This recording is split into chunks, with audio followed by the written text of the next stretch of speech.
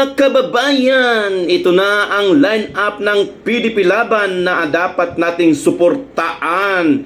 Bahala na yung mga loyalist na magagalit sila, sasabihin na namang mga walang ayos, ganyan-ganyan. Pero tayo mga DDS, ito ang suportaan natin. Okay, Team Duterte, Bondok Jimmy, De La Rosa Bato. Number 10 si Bondok, number 22 si De La Rosa.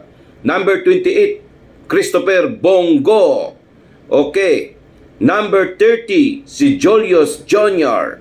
Number 34, Rambeno.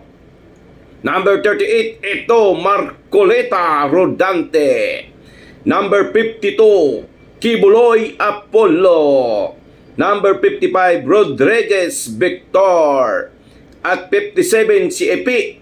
Kasama na rin natin si Singson. Ewan ko to si Doc Willie. Na line up si Doc Willie pero may sakit yata si Doc Willie.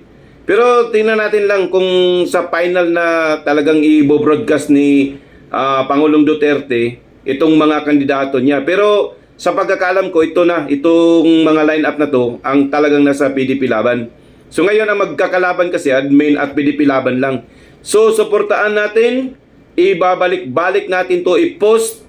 Kahit sabihin na lang nila na mananalo tayo sa TikTok, marami tayo. Kahit sabihin pa nila sa Facebook, TikTok, YouTube at iba pa, tayo ang magpo-post diyan. Kasi ang mga mainstream media nahirap yan asahan, di ba?